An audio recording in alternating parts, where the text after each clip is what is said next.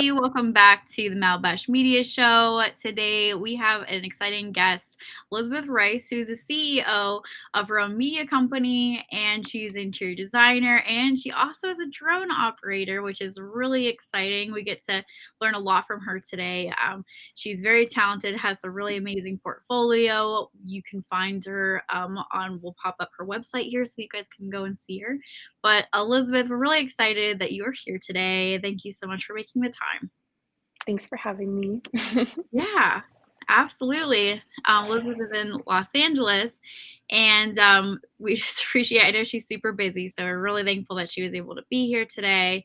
And we're gonna just ask her some questions of how she got started in the business, and what kind of was that inspirational force. So tell us a little bit about what you do, Elizabeth, and then we'll ask some other questions on the way. Okay. So I own Rev House Media, which is a real estate media production company. We do photo, video, drone, and virtual tours, along with a handful of other like digital services for our clients in real estate, interior design, and like development. Um, so you were saying like, how did I start? Yeah, how did you get started? Like what made you decide that you wanted to start your own company? So starting my own company was after I got into photography. First, I started photography as like a hobby, and then I realized like most photographers I knew were doing freelance. I was lucky enough to be brought on by another real estate photographer who trained me and taught me like everything that I know. Um, and I realized that I kind of wanted to lean more the interior design route when I initially started, um, because I wanted to do a little bit more like artistic and like the vignettes and the F1.8. Mhm. Um, and I was just lucky enough to have a handful of people around me who were their own business owners, and entrepreneurship kind of was just a topic that they would bring up so often that I eventually realized I'm like, oh, I feel like this is actually the direction that I want to go in, and I would like to be the owner of my own business. So that was in August of 2019, when it started actually going that direction. Then, of course, COVID, but we're like picking up steam finally again, which is awesome. That's rough to start a business, especially right in COVID time, but you guys have, I mean, you've done well. So, and your portfolio is super impressive and Thank you've you. got some really great work. You got like a natural eye. So, I think that's absolutely amazing. And starting your own company, it's rough. There's a lot that goes into that, especially in the media world. So, Yeah, there's so many like steps along the way that you have no idea that you're going to encounter. You're like, oh, it shouldn't be too difficult, right? And then you're like, oh my God, do I have any idea what I'm doing? Like, yeah, it feels like and that a lot of times. You're just like, "Ah, I've got this." And then you're like, I don't know. Do I have this? Like, what is what is going on? yeah, But you're doing great. That's so awesome. Um, thanks. so we had talked prior to this and everything, and I know that wanted to get into design and everything. Was there an inspiring force that kind of, pushed it over towards this is exactly what I want to do? Like, what was that moment where you realized that this is what you wanted to do? So I think it was when we were shooting, it was mostly like at my previous company, we were shooting mostly real estate, and it was like a high volume activity. But then I kind of started realizing when I think I worked with, it was this one interior designer, she was a home stager. I did a couple shoots for her and realized that it was like I started losing track of time. I would go in and just like get into flow state. And I think the importance of being around beautiful design is something that like people don't really talk about a lot unless they're in that Mhm. space. Like you Yeah, don't notice that you're noticing it, you know? yeah. You just know that you feel at ease or you feel happy or you feel just, yeah, like at peace or something. Mhm.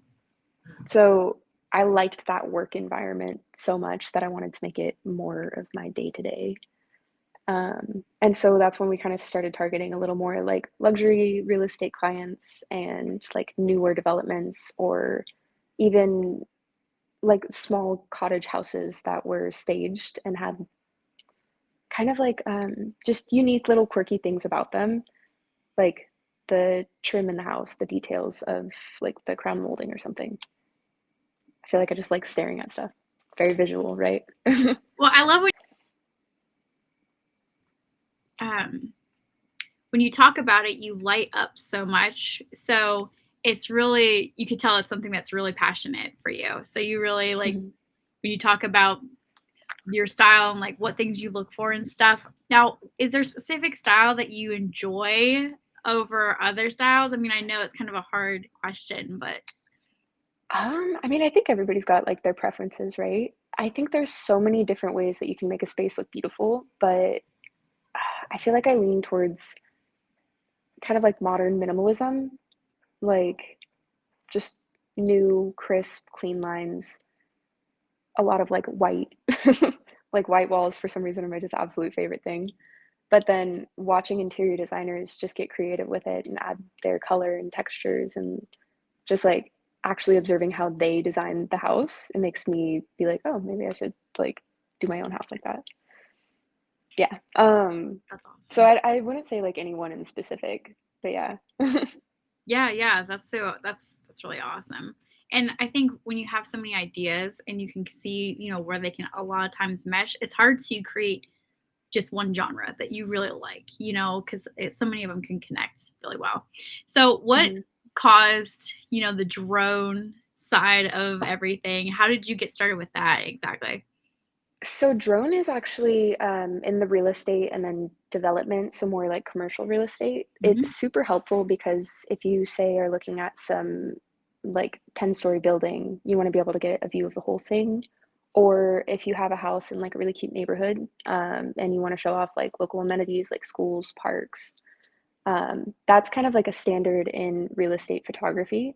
And then getting to throw like the drone footage into a video, it adds like a whole extra angle that you're like, oh my God, like that looks like a movie. Yeah. Yeah, absolutely. It's really a nice professional touch to have that. And I was talking to you earlier. To me, I wouldn't be able to connect taking the photos with being able to operate the drone. I'm sure I would get used to it, but it would be pretty rough, I think, in the beginning. So I take Yeah. my hat off to you being able to do that successfully and everything. And I know, so there's laws too about drones, right, in certain states. Hmm. So you have to be aware of that as well. So Hmm. I'm sure that makes it even, trickier and stuff. But Yeah. It's that's the awesome. What was fine one of your before you fly. favorite gigs that you've enjoyed or done? Um, so okay. I feel like every high-end like luxury space that I've been in has been a lot more like they all have their own appeal to it, right? Yeah. The very first one on my website, that was Blue Homes. That was just like one of the first houses that I got to shoot with my past company. Um, but I would say some of the like individual homes that I've shot, like people's houses, they like Circa Los Angeles was one of them. And then 33 Tahoma was another one in San Francisco. Mm, They were just like residence homes and just getting to see like the actual unique touch of like a person who lives there. yeah. So those ones for sure. And then like the views are amazing. I'm sure they're Um, amazing. That'd be so fun. yeah. And then this other one that stood out is like, I would say kind of like the Airbnbs because it's like, I don't know, there's so many different unique little quirks about all of those. Um, And then, God, there was this one in East Sac. It was another woman's home. She was going to Airbnb it. And it was just so cute the way that they designed it. Like the architecture and the style in East Sacramento specifically, I feel like, um, is something that I've always just been drawn towards. Like in the Fab 40s, it's just such a cute neighborhood and like every house has so much character there. That's really cool. That sounds like a lot of fun. And you sound like you've gotten a really great, like different feel for all the different types of styles of housing as well, and So many. locations. Yeah. That's pretty Yeah, it's exciting. it's also cool going from like Sacramento to like San Francisco to Napa to LA and seeing like what's more common in those Mhm. areas and where people kind of have like a, I would say in like the bigger cities, people have a hub of more interior design, more like evolution in the way that they'll like decorate the home or the way that they'll build the home. And it's just cool to see it like evolve even faster in like more densely populated areas. Interesting. That's a really Yeah. interesting insight. Um, Mhm. because I don't think, a lot of people when they look at it from the outside, it's like, oh, well, that house is pretty. Like that's the basics of it, or in the city, it tends to be a little bit more people are open to the design side of things and, out in maybe a rural area, not so much. So it is Mhm. kind of, that's a good insight where um that you can tell the differences of that and the kind of why, so I think Mhm. that's really cool. Um, Yeah. what are some other like for you, like what are some gigs that you were surprised about that were kind of like a shock to you that you were able that you got or that you weren't sure that you were going to be as like it wasn't going to be as interesting and it turned out to be really cool. There's like a lot of houses that were involved in that that just kind of like they need to go on the market and they need to be sold. Mhm. So, like there is a lot of like track homes and a lot of places that are maybe more rundown. But at the end of the day, like someone now gets to see that like the house is for sale. They get to see what it looks like inside before maybe they drive an hour away to go see it. Yeah. Um, so I think it's like a, I don't know, it's just like those are the run of the mill days where you're like, this is just part of the process. Right. But Yeah. yeah, yeah. That's so cool. And like, what are some things that you would tell your younger self, or I mean, you're so young. What would you tell yourself getting into this, or somebody who's coming up behind you that looks up to you and wants to get into something that's in the design field or photography, especially with drones and aerial shots? I would say some of the best advice that I've gotten that I'm actually starting to realize and like implement, I would say first, just fail and fail fast. Just get it out of the That's way. You're not awesome. going to Yeah. do Hmm. 100% your best work at the beginning. Just get out of the way. Yeah. Um, and then lately, I'm definitely realizing like help others. Like when you are in service of other people, Yeah. you realize that your network expands and grows so much more. Um, and like people are kind, like people want to help you. And when you kind of just approach relationships in that way, where it's like, okay, well, I would love to do something for you just to like watch you grow and prosper, like it always eventually comes full circle. So just be a good person, I guess. No. Yeah. Yeah, that's 100% true. Be a mentor. I was talking, listening to somebody earlier today. They were talking about, being a mentor and having a mentor, and if you have a mentor or somebody that's willing to give to you, make sure that you're giving back to them as well. Have that full, that full circle that comes along. And I like what you said. Yeah. The key is like fail and fail quickly. We're Yeah. going to fail. It's going to happen, So how are you going to do it? Are you going to do it uh now or later down the road? You can't get past that. It's might as well learn it and be willing to ask for help and get through it faster than just Yeah. kind of. And like especially to that note, I think like a lot of people, like myself included, have this perfectionist idea of like I need it to be perfect. I need circumstances to be perfect and I need to be perfect before I can start. But at the end of the day, like there really is no perfect anything, no perfect circumstance. There's So, not. yeah, just Yeah, there's not. kind of There's so going many for it. people that just need to get it out there and just start working on it, and most of us think that it has to be perfect. We have to have the perfect website, this, that, cards, whatever, it needs to all be perfect before we can get started, and that just won't. Yeah. Yeah, it's like you don't know how many times I rebranded at the beginning thinking I'm like, okay, this is the productivity I need to be working on. And it's like, it's not. Like, Yeah. Productivity, that yeah. won't change, that won't pay the bills, you're what Mhm. your logo looks like is not going to make people necessarily want to come to you anymore, then, yeah, that's really good Yeah. advice.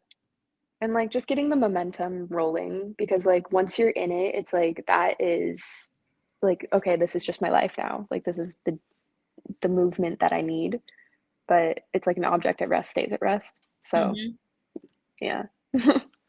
That's awesome. What would you say your ideal client is?